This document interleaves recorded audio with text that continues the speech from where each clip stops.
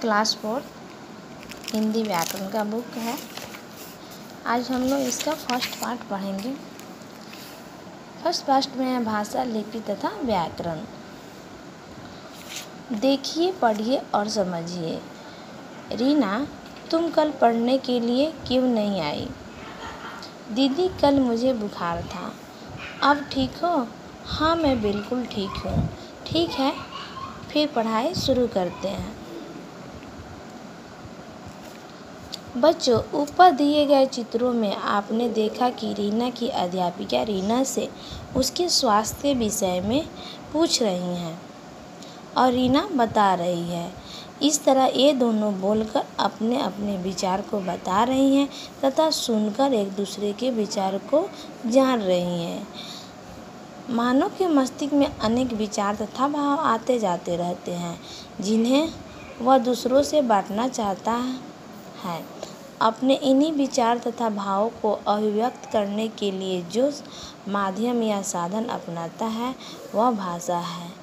इस प्रकार हम कह सकते हैं कि अपने विचार को प्रकट करने के माध्यम को भाषा कहते हैं। जब हमारे मन में कोई बात आता जाता रहता है हमेशा, तो उसे हम दूसरे को बताने के लिए जिस साधन का प्रयोग करते हैं उसे हम भाषा कहते हैं।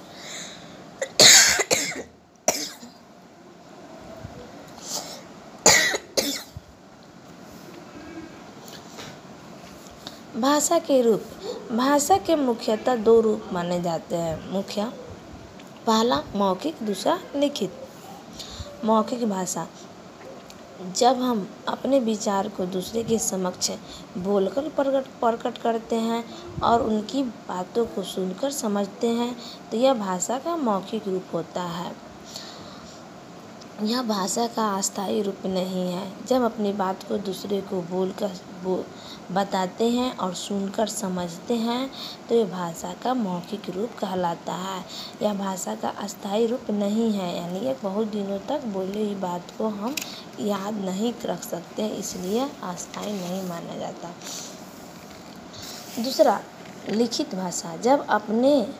जब हम अपने विचार को लिखकर प्रकट करते हैं और लिखी हुई बात को पढ़कर समझते हैं, तो यह भाषा का लिखित रूप होता है। भाषा का यह रूप अस्थायी मान्य होता है, क्योंकि लिखी हुई बात को हम बहुत दिनों तक सुरक्षित रख सकते हैं।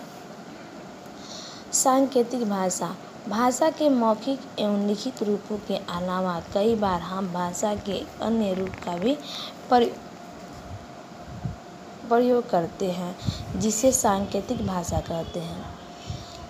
जैसे कि नाम से ही स्पष्ट हो रहा है, इसमें अपनी बात दूसरे को समझाने के लिए हम संकेतों का प्रयोग करते हैं, जैसे मुखभंगिमाओं के माध्यम से बात करना, इशारे करके पास बुलाना, मना करना, गर्दन हिलाकर हाँ या ना करना आदि, जैसे आप चित्र में देख रहे हैं। ध्यान दीजिए, भाषा का सांकेतिक रूप व्याकरण में मान्य नहीं है।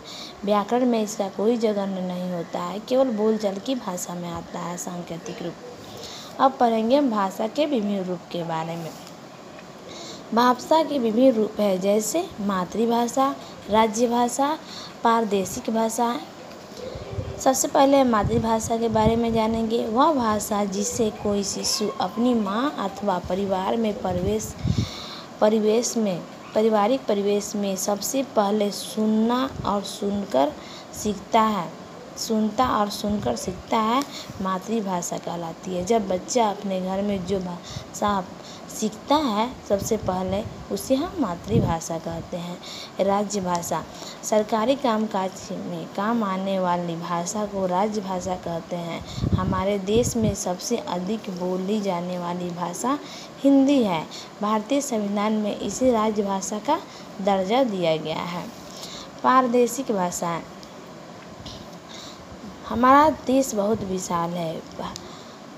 यह अनेक प्रदेशों या राज्यों से मिलकर बना है। यहाँ अनेक भाषाएं बोली जाती है। जो भाषा किसी प्रदेश के अधिकांश लोगों द्वारा बोली जाती है उसे प्रादेशिक भाषा कहते हैं।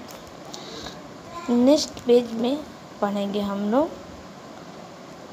भारत के मुख्य राज्यों के राज्य और उनकी भाषाएं। आज के लिए इतना ही। Thank you.